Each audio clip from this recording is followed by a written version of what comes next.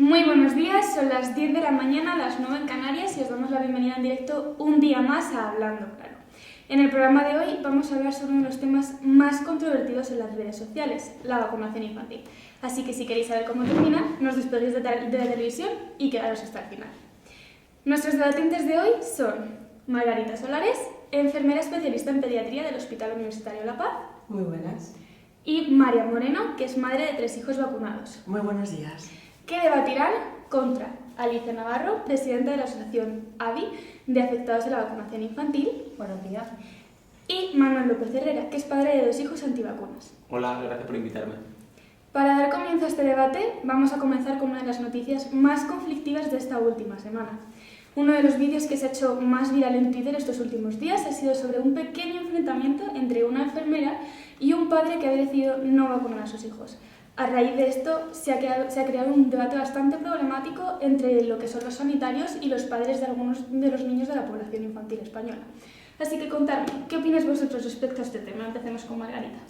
Bueno, yo soy una enfermera especialista en pediatría del Hospital Universitario La Paz, como muy bien has dicho anteriormente, y gracias a la formación y a la experiencia que me ha podido brindar esta bonita carrera, he podido llegar a ver desde muy cerca las consecuencias que puede llegar a tener en un niño la no vacunación, por lo que considero que es fundamental el promover la vacunación para garantizar la mayor parte de beneficios en la población infantil, ya que, como sabemos, la vacunación es uno de los métodos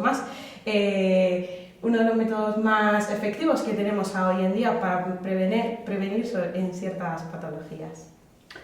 Yo estoy a favor de la vacunación. De hecho, como madre he vacunado a mis hijos porque creo que es una buena manera de evitarles enfermedades infecciosas y algunas con muy graves consecuencias. Entonces me dolería saber como madre que pueden haber enfermado por algo que ha sido inevitable y bueno, recalcar que no solamente pueden enfermar ellos, sino que hacer enfermar a los niños que están a su alrededor. Alicia, Manuel, teniendo en cuenta las opiniones que ya hemos escuchado, ¿vosotros qué opináis respecto a este tema? Pues yo como presidenta de la Asociación AVI solo puedo postularme en contra porque he visto casos muy de cerca, muy graves de niños y niñas que se han vacunado. Además quiero hacer referencia al doctor Oñate, que postula que vacunar no es lo mismo que inmunizar, es decir, el vacunarte no te exime de que no cojas la enfermedad y creo que todo el mundo debería de tenerlo en cuenta. Yo estoy de acuerdo con Alicia, considero que la vacunación es necesaria, mis hijos no están vacunados, se oponen a nuestros valores y creencias y en España, por ejemplo, la vacunación no es obligatoria. El Estado yo pienso que no debe de imponerme que deba vacunar a mi hijo.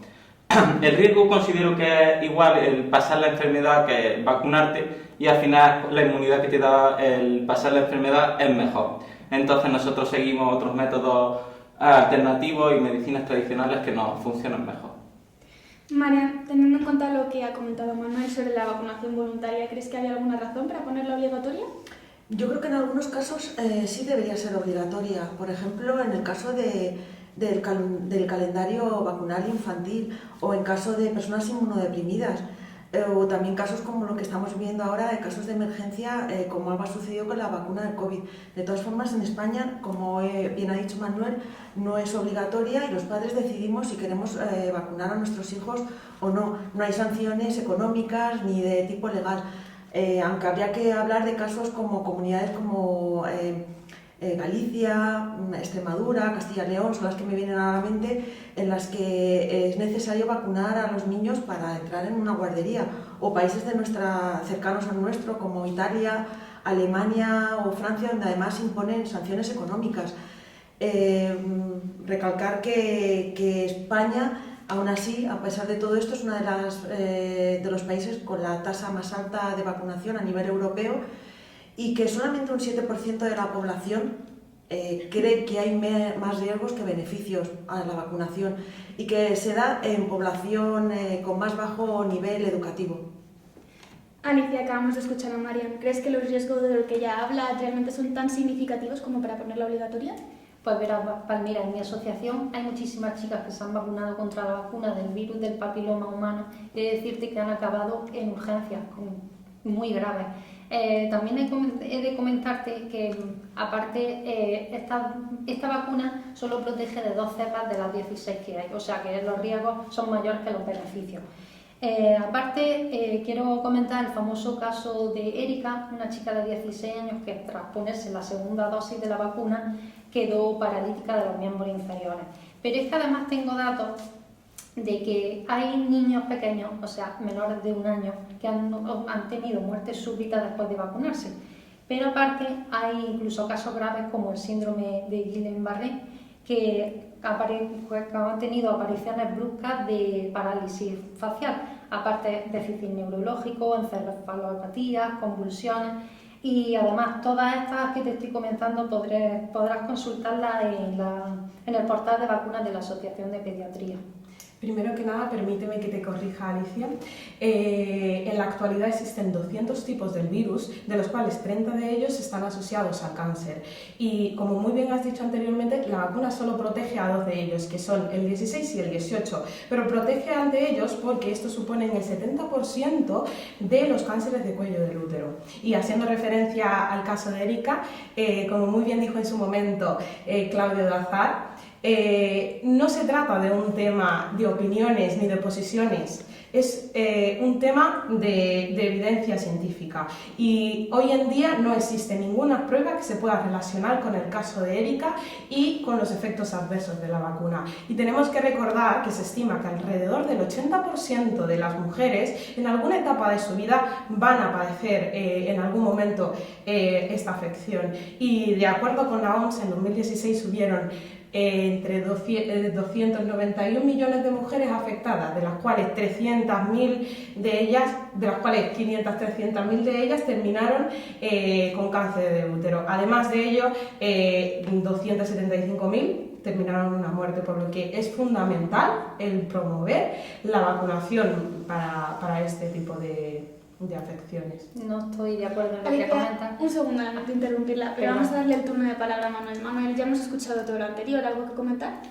Sí, muchas gracias. Yo opino que las vacunas realmente no son seguras y que causan enfermedades que dicen curar. También la farmacéutica y los gobiernos pueden estar un poco como involucrados y la información que se nos da no es fiable o es incompleta.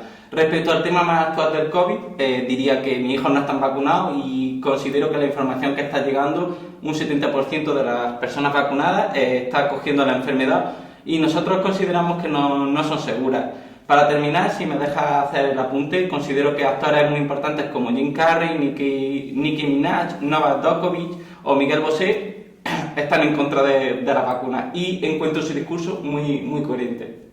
Bueno, pues ya hemos escuchado todo lo que han dicho, hay diversos argumentos respecto a esto, pero lo que sí nos queda claro es que la vacunación está para prevenir enfermedades transmitibles y para disminuir el riesgo de contagio en la población infantil. La vacunación no es solo para proteger a nuestros hijos, sino también para proteger a los niños que les rodean.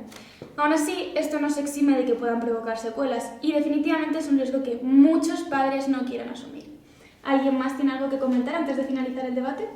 Yo quería dar un último apunte y es que me parece muy importante y necesaria la educación a la población en este tema y en otros de tan vital importancia. Es muy importante dar una información veraz para crear conciencia sobre lo necesario que es este tema, la vacunación infantil. Y yo como punto final solo quiero decir que la evidencia ya habla por sí sola. Bueno, pues entonces hasta aquí ha llegado el debate de hoy. Ahora es vuestro turno. Dejadnos lo que comentáis sobre la vacunación infantil en nuestras redes sociales. Nos vemos mañana a las 10 en directo con un nuevo tema en Hablando Claro.